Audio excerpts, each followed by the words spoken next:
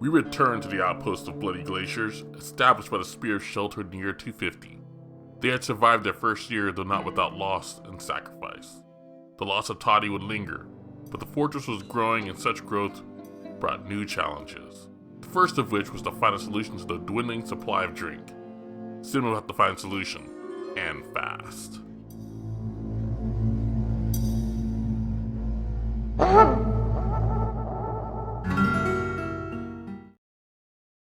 The biggest issue was that they had plenty of meat from the pigs and geese, but they had no plants, so they started irrigating some areas and establishing farms in the caverns to get their food stores started.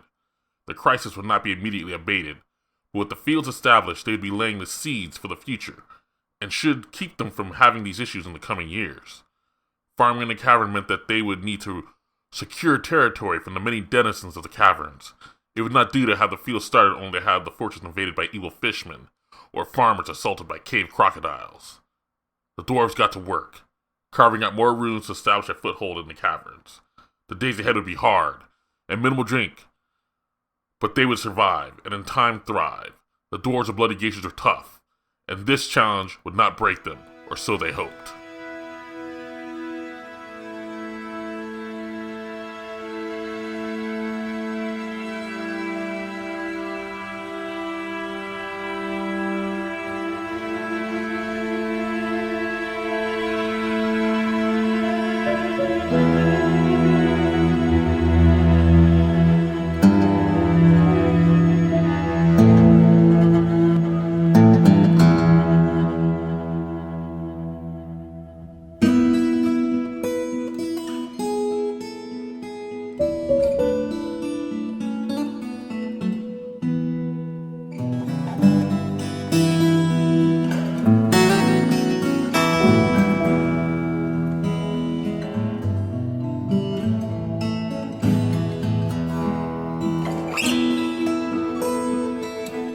During the crisis, Kogsak Alakadil created Omris Deb, the first artifact within the fortress. A beautiful cloak that she claimed for her family.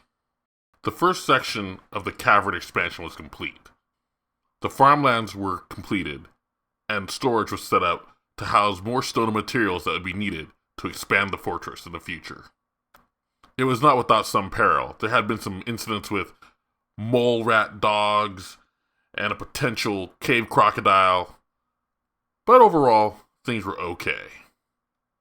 Things were actually looking good, besides there being almost no drinks to be had throughout the whole fortress. One would think that a tavern to serve drinks was a low priority during a crisis when you had almost no booze within the whole fortress. But you would be wrong. This was a high priority, and Cinnamon decided that it was high time that they had a place to throw up their feet, drink, sing, and be merry. So they established a tavern, and across from it, a temple as well. Not to any specific god or deity, but for all so that they could pray as they wished. It was a small thing, and he was sure that in the future he would need something more concrete, but for now, this would do. With summer well underway, the dwarves turned their attention to the caverns once more. They dug deeper and found an area that would one day be suitable for more farming and housing of animals that needed grazing lands. It also would give them access to fresh water. The miners started carving up the land, and walls were erected to block the area off from the water denizens. And traps were planned for later, along with a bridge in case they needed to seal the area off from any of the more dangerous things that lingered in the caverns. Things that perhaps even time had forgotten. This expansion was mainly to access the resources of the caverns. Wood especially was in short supply, but the fungal trees would give them enough to survive until the next merchants arrived from the mountain home. It'd be some time before Bloodyglaciers would be fully self-sufficient, but every day brought that day a little bit closer.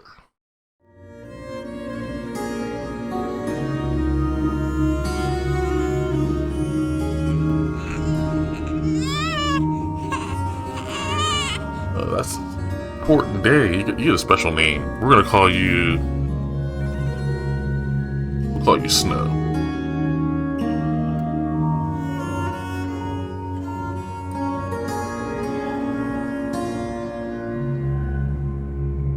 Orange is a hard worker. Orange is a hard worker. You work hard, Thorns. You're constantly mining everything. which is good.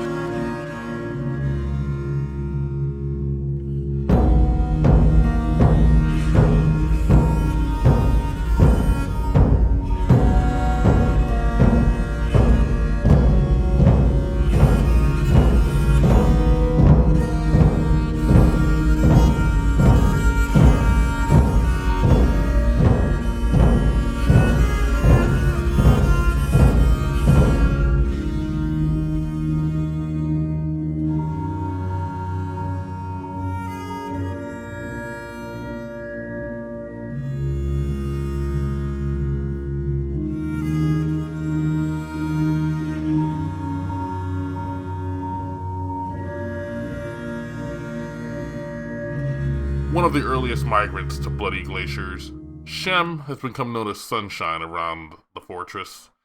A constant companion of Cinnamon, many thought they were good friends, but it turns out they were more than that. They were lovers.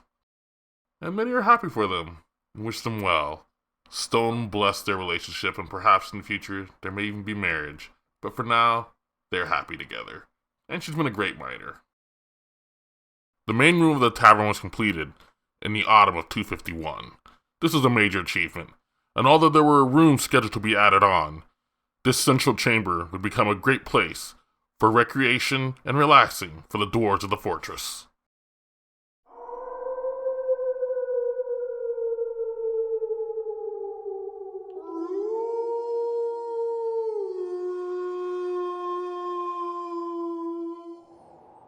Winter was coming, and trade needed to be accomplished. Thankfully, their caravan had arrived, and it was time to do some trade. The preceding year, they had failed to do any kind of noticeable trade with the caravan because they left far too soon, and they had been accosted by wolves. But this year was hopefully going to be different. The fortress was more secure, and the traders were much better prepared for the conditions to be found in and around Bloody Glacier.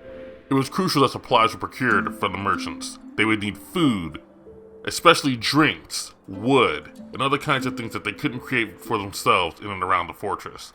Wood and drinks were of the highest priority, and thankfully, the caravan was loaded to bear.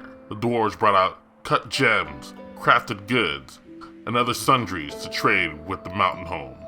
It would be a good year for both.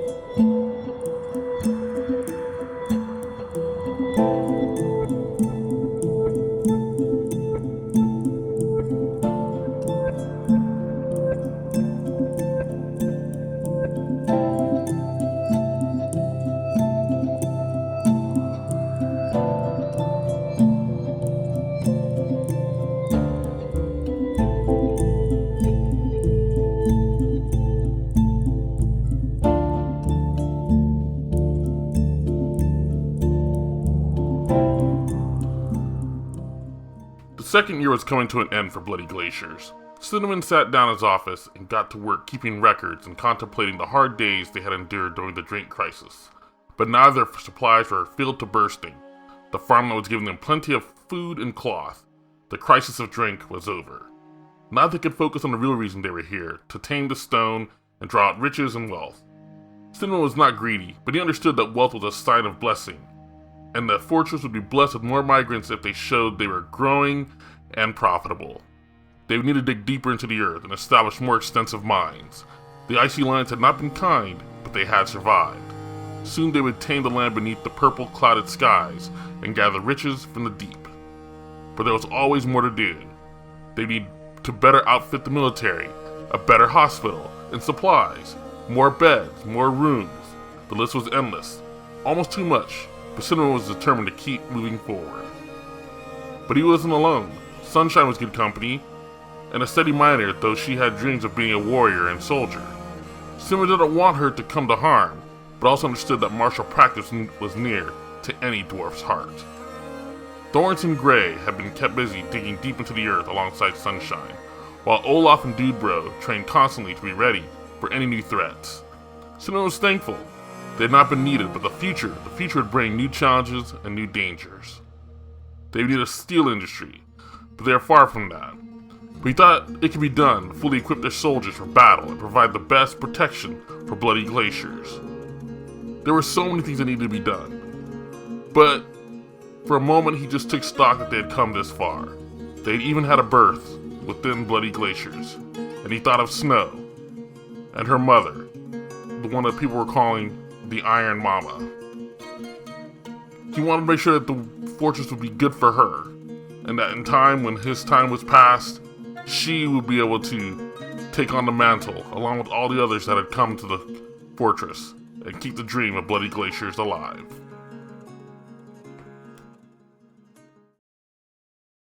Alright, so this is the afterword, just like I did in the first episode.